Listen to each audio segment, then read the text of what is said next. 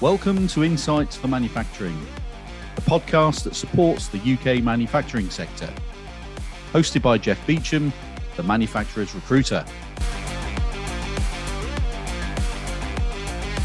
Hello and welcome to Insights for Manufacturing. I'm delighted to welcome my guest today, Steve Parker. Steve is the owner and director at Steve Parker ICD, which is International Company Development. And Steve's a radio presenter of the Business Hour at Black Country Radio. And I understand a manufacturing advocate as well. So welcome to the show, Steve. How are you today? Thank you, Jeff. Thanks for inviting me on. I've been listening into your insights for manufacturing, and it's always good. I've just got one or two really good people to follow, though, haven't I? So that's a bit nerve-wracking. Well, we've had some great guests on the show, and I always say to people, this is I always find it a great learning experience for myself, let alone the audience. So I love having different people on the show, different backgrounds, different perspectives, and different sort of areas of expertise. So I'm really looking forward to our discussion today. So, given what's happening in the world at the moment, Steve, all the global events, weakness of UK sterling. What's bubbling in the world of international trade and export right now? Loads, actually. And what's fascinating with what I do, I get in my inbox every day of the week media and market intelligence from around the world because I need it for my job. And it's kind of a great distraction to our media here who are currently going through a bit of a gloom and despondency trend, or maybe they've always been like that and we just didn't realize it. Yeah. I think if you're involved in international trade, we're seeing a lot happening, particularly globally around the world. There's been the concern over power and energy, but it's been interesting to see that in a number of parts of the world, the Middle East, the Far East, and parts of USA, it wasn't treated as an emergency in those senses. It caused people some problems with higher costs of manufacturing for sure. Their prices and their costs of energy have dropped significantly and have dropped much earlier than they've chosen to drop them in the UK. Yeah. So there's been that bit. There's obviously been the resolution of supply issues around the world. The shortages in manufacturing of semiconductors and things like that have happened globally. And I guess one of the points I want to make is, first of all, those of us who are involved in international trade and global trade are used to these things happening. We know they're generally short term, and it's fascinating, without being political in any way, to see how fast other countries seem to respond and the way they take it on. But you're right, in terms of sterling, our media were saying it was the lowest it had ever been, or it had been forever, but it bounced back within a few days. And whilst countries' currencies are always, while they choose to let them beholden to speculators, it's always going to go up and down. And I've been in international trade for 35, 40 years now. We're just used to it. Of course, a positive for it is that the pound against the dollar is still at a relatively low level. Yeah. And a large part of the world's currencies are tied to the dollar, officially or unofficially. So all of the Middle East currencies are linked to the dollar, or most of the Far East ones are. And that gives opportunities and encouragement for people in those countries to place bigger orders and to be more interested in sterling, because as a guide, we're used to the dollar being about 165 to the pound, 140, 130 in recent times. Yeah. What a great time to place orders for British products when they can get it at 113, 115. Absolutely. That's 10, 15% cheaper. So there's some great opportunities, but some ongoing problems. I think what's getting better as well is countries globally have got a bit fed up with being beholden to a Chinese supply chain and realised that having to pay 6 or 8 or 12 months in advance for your product from China isn't great for your cash flow. Yeah. So there's lots more manufacturing developing around the world, and UK manufacturers can take advantage of that with their expertise and with their supply chain. So, Absolutely. yeah, lots happening in all sorts of parts of the world now. Good. It's an exciting time. It's got its challenges, obviously, but where there's challenges, there are always opportunities. Yeah. So, from a UK manufacturing perspective, Steve, where geographically, where are the hotspots that you're seeing for opportunity for UK manufacturers to develop international business? Are there any sort of trends or key sort of hot areas for opportunity there? Yeah, and I think it's been developing and consistently over the years. One of the things that both the C word and I don't know, tankers getting, in inverted commas, accidentally stuck in the Suez Canal, which wasn't accidental at all. People have realized that combining that, then there's a need to manufacture or to finish in their own countries, fundamentally exporting. You don't need to be a chief economist of anybody very important with a shirt and tie and braces to realize that if the more countries can make themselves and sell overseas, the more money they have coming into their economy, and they are then less beholden to food security issues, which came about during COVID, or manufacturing issues. So the Middle East, throughout the Middle East, they've been developing and expanding free zones and developing their manufacturing. So lots of opportunities for British manufacturers to help with their expertise, maybe not to be able to help with low value mass produced stuff, because it'll take a while to flush out moving away from China, but they could still do it with better payment terms and better availability and higher technical specification. And the Far East is the same. Lots happening with increase in manufacturing in Malaysia, in Singapore, in Thailand, in Indonesia. And the other great opportunity that is coming out, and I've been running a program for the Thai government on internationalization and innovation. And privately, rather than publicly, a lot of those companies don't want to be beholden to China. This isn't an anti-Chinese rant at all. No, of course. So whereas before they would have thought, well, the UK can't compete on price, now they want to spread their supply chain, and that includes looking at Europe and includes looking at the UK, just because it's a better strategic thing to do for their companies. So there are opportunities for UK manufacturers to, with help from me, I'll obviously say that, won't I, to get involved in manufacturing, either setting up operations in the Middle East and the Far East or USA. And because those economies want to encourage more of that, and they want to encourage more from a trusted source, if you like, then it's possible to set up with finishing, work with people who are finishing products, and repatriate all of your profit and all of your money back, whereas previously it wasn't. So some good opportunities for that around the world.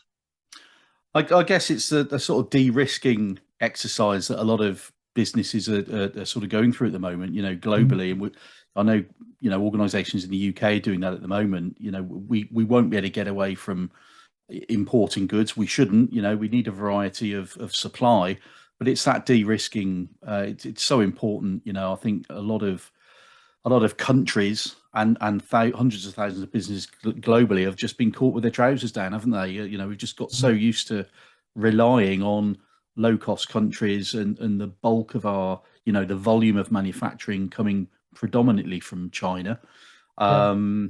It's about, I think we need a bit more balance. I think that's the word I like to use, is things have just got out of balance, and we need to sort of rein that in a little bit back in our favor. So and to give and to have the confidence and to bring the confidence back. Let's face it, again, steering away from being political, 15, 20 years ago, UK manufacturers were being bombarded by the message that they couldn't compete with Chinese and that they should move their manufacturing over to Central Europe. All of that was politically driven by China and Europe. And I think a number of the manufacturers lost confidence in being able to do it. now let's hope the confidence can come back. There are Yeah. enough successes. Exports of manufacturing globally are increasing significantly. We're the ninth largest manufacturer in the world, and that's pretty good for what's essentially a small triangle on a very big globe. Absolutely. Let's hope that can come back. And there's the trust factor and the reliability factor, which makes it very worthwhile looking at it. You just need proper support from people who've been exporting for 40 years like me to take the worry out of some of the things that people are worried about and show them how to manufacture. And like we said at the start, even on currency alone, you can be going to a large part of the world linked to the dollar now with a really competitive price to make people try you for the first time, if nothing else. Yeah, absolutely. So what are the biggest challenges then, Steve, for UK manufacturers who are looking to export for the first time? They get told it's too difficult. They get told they have to worry about logistics and being paid and import duties and all of that kind of thing. And they get steered towards what the government departments consider to be starter markets.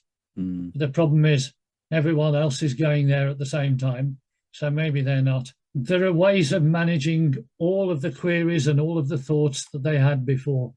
And we're used to it. People like me are used to it because I worked for a number of manufacturers when I was export sales director or export manager for them. There are ways of taking care of all of that.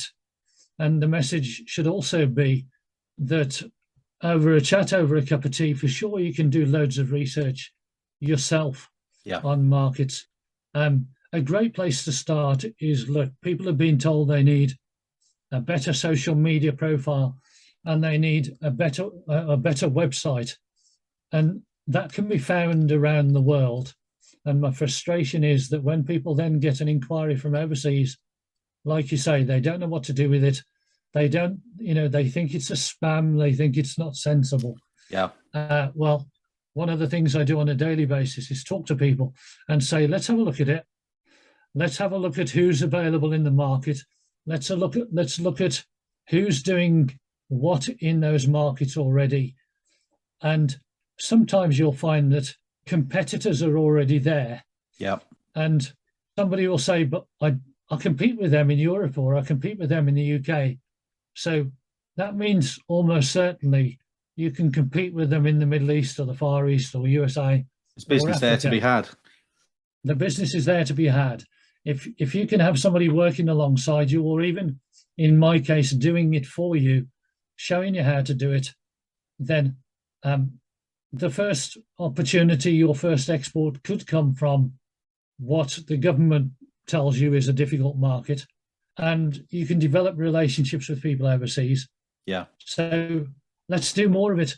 And the other big thing that I use every single time is I worked for a manufacturer in Stoke-on-Trent loads of years ago, who the chairman kept telling me that I'd got 650 manufacturer competitors in Europe and I'd got 9,000 worldwide. But if I could get half of 1% of the world market share, we could have 4 factories instead of 2. Yeah. Now, we're not trying to tell people to take over the world here. I've had clients whose first order was 2 or 3 times their turnover. Now, isn't that a nice problem to work with? So you then work with them to do as much of that as you possibly can. And even one of my current ones, an executive business magazine that I'm working with, let's imagine they sold a few hundred in their first 6 months. And the first order I've got them in USA was nearly 2,000, and their second order is 4,000. And that equates to 5 titles in the company that's buying it, because that company just happens to have 590 stores. Yeah. So then we start thinking, if we can help them sell 10 titles, only 10 titles in the business areas in USA, and 10 titles to our client is what makes it one of the lowest selling magazines that they happen to distribute. Yeah, But blimey, it's a thrill to us. absolutely. And blimey, what a big. So start off small, start off converting inquiries, start off before you even go out there, using people like me to talk you through what it'll be like and how you might do it. Yeah. And rather than, I was going to say waste your time, rather than thinking that some markets are easier than others, they're only more difficult if you haven't got somebody who knows and understands them. Yeah, absolutely. The little bit of insider knowledge always helps grease the wheels when you're getting going, doesn't it? Yeah, and gives you the confidence to do it. Absolutely. Particularly if you've been battered by the UK media and by being told that you're probably not good enough. Well, yeah, I can tell from people's attitudes whether they're good enough. We can verify that from looking at people in the market, and we can look at that together, because maybe I don't understand all of the technicalities of a manufactured product, but by putting my brains with the brains of the company, yeah, we can think, oh, that's got to be worth having a look, hasn't it? Absolutely. It's amazing, if all of us listened all the time to mainstream media, I don't think anybody'd ever do anything, because we'd just all be too fearful of not achieving anything. So I try not to listen too much to the mainstream media, I have to admit. We'd be and we'd be hiding under the duvet, and also the mainstream media, which, let's face it, is accessible by every country in the world. Yeah. Can sometimes give the wrong impression of the UK and not make it good for us. You're right. There'd be a real temptation to have duvet days, wouldn't they, for all of us? Yes. If we listen to too much of that. Absolutely. So in terms of growing exports, Steve, there are different sort of channels, different routes to market. Distribution networks, would that be, a good way for businesses to, expand globally in the first instance? Or I guess it's horses for courses, but, you can go and try and, sell direct and have these various sort of channels, but, a good distribution network for your products, it works well for some businesses, but I guess it's not a one size fits all. But what's your take on distribution networks? My take is that when I started as an exporter, you were pretty much reliant on how good your agent was or how good your distributor was. Without going into it in a long answer, you sell through an agent and you sell to a distributor. So technically, if you're selling through an agent, they're the one that's charged with finding all the customers that you then deal with and pay them a commission. And if you're a distributor, you're selling to the distributor and they're selling it on to all of their end users. You did that because you couldn't find out about anybody else going back all those years. Now you can find out so much more. So you can now you can have multi-channel marketing and sales methods. So you could be finding an aircraft manufacturer or an automotive manufacturer yourself, and that can be found, and you can develop a relationship with them.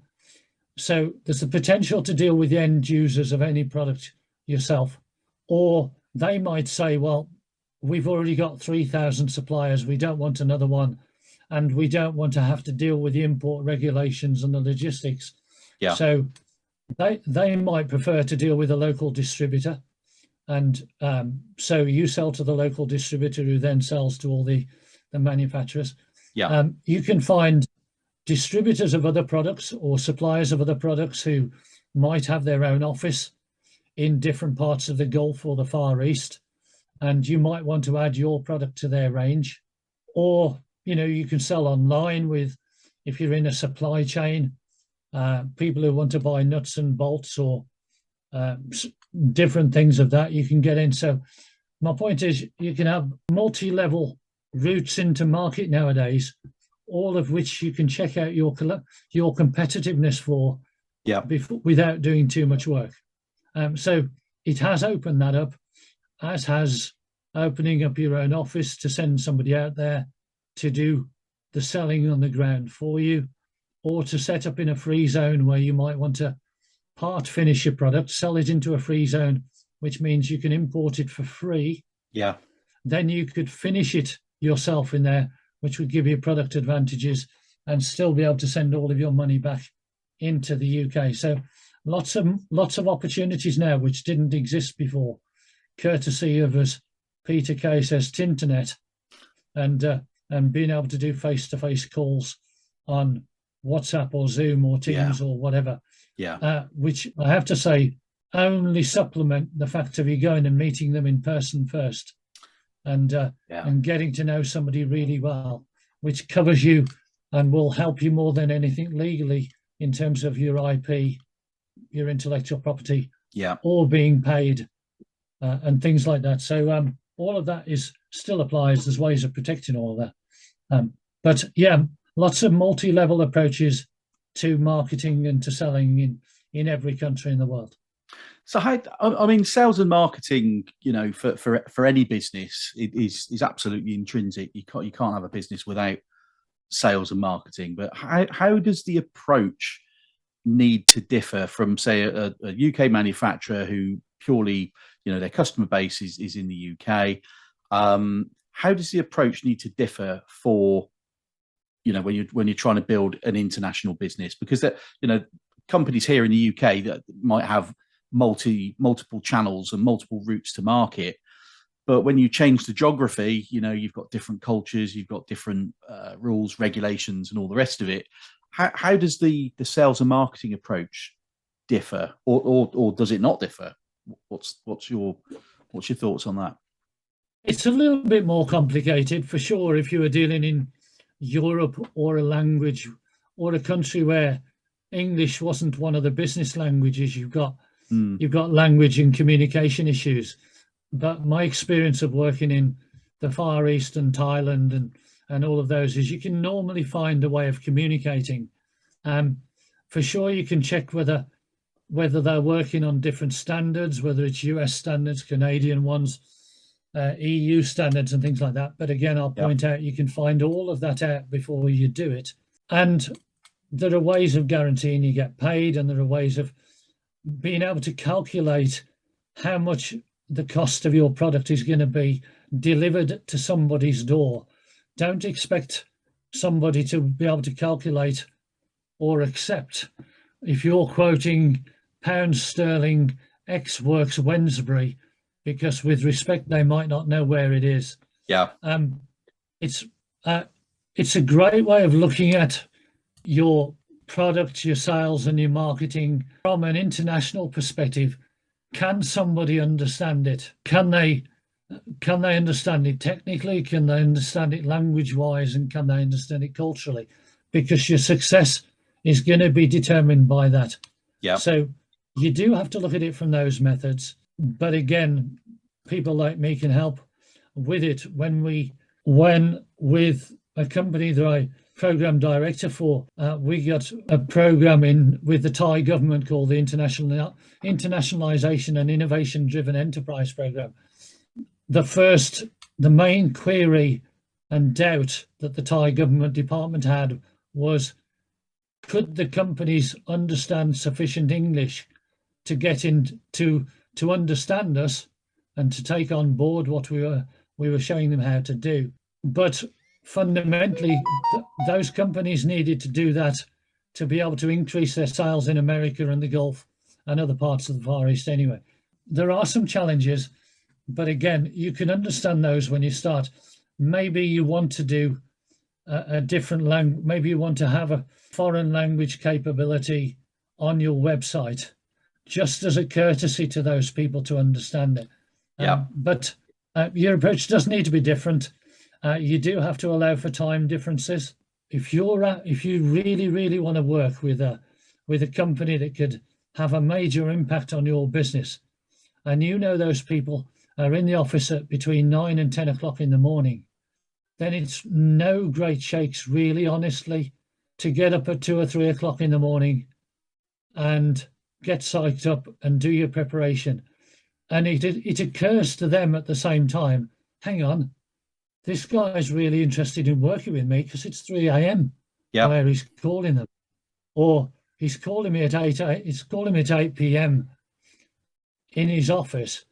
because it's 2 o'clock in the afternoon my time, and he wants to contact me at a place that works better for me.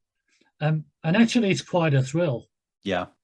And it's part of the relationship building with people overseas.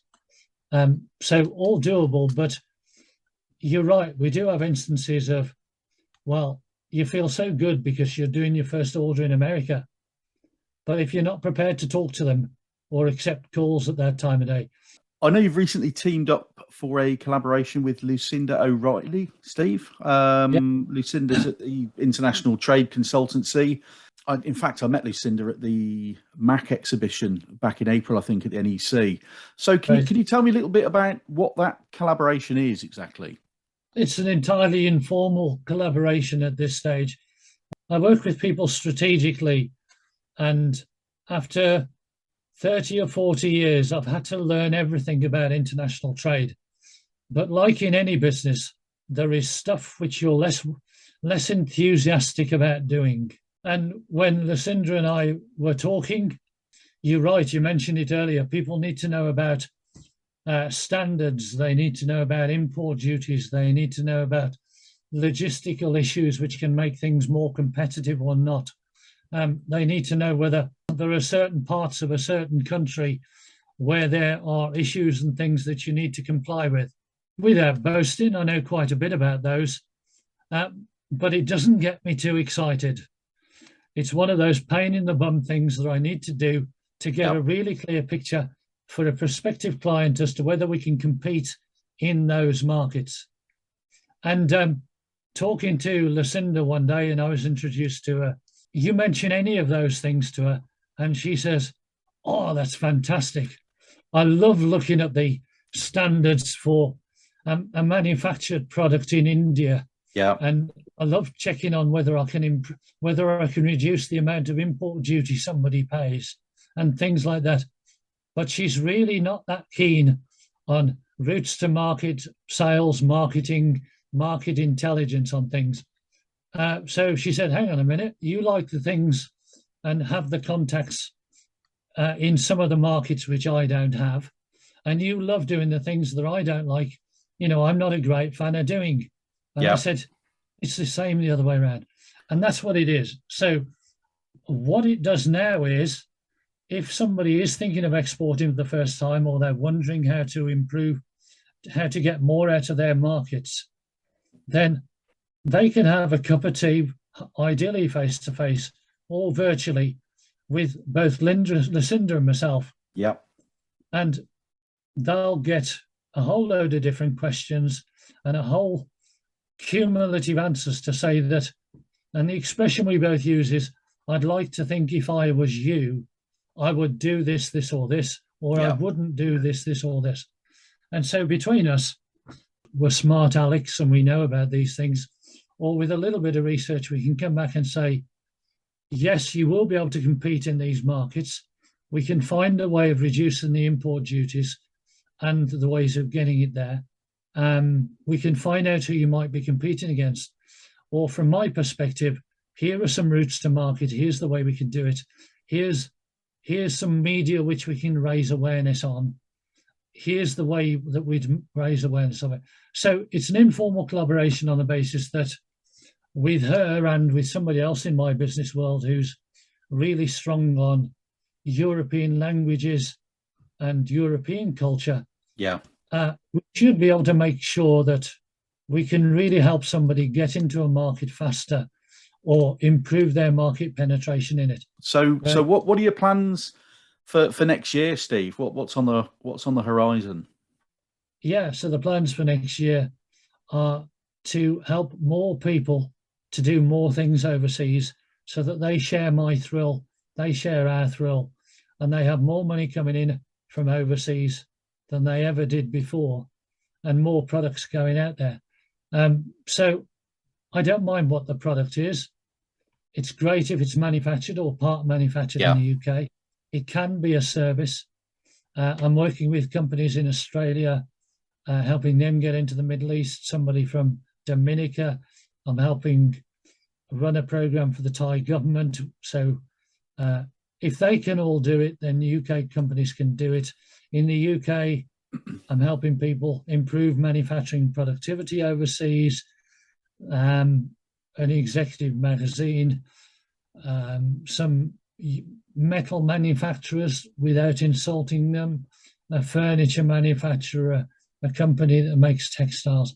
It really doesn't matter what it is. Yeah. And we're not looking for large global market share for the same reason before. It can be a small first step and it can fundamentally change your business.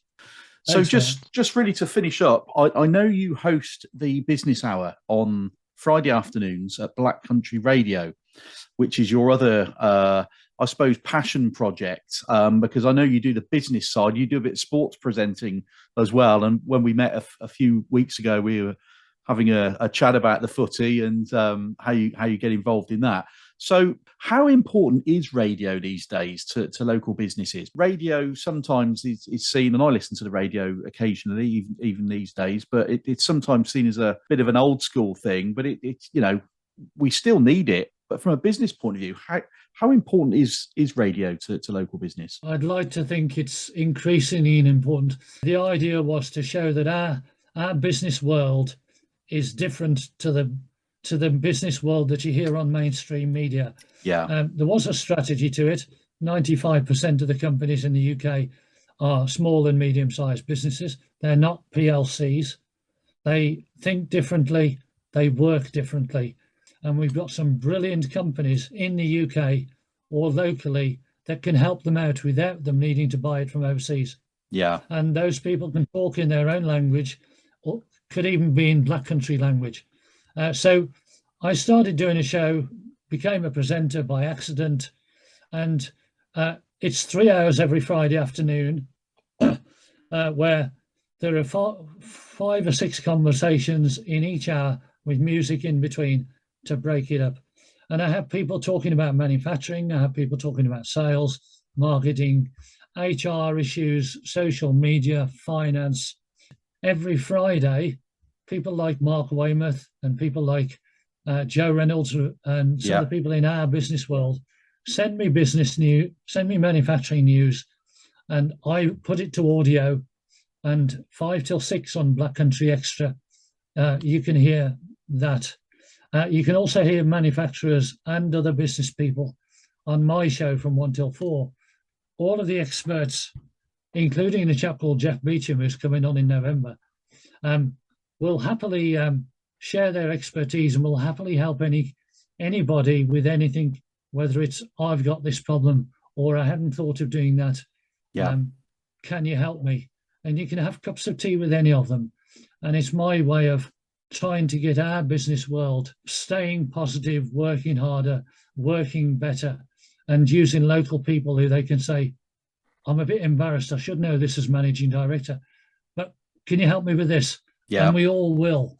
I don't know when this is going out, but tomorrow we've got Sam Bainham from the Conex portal, which you and I contribute to.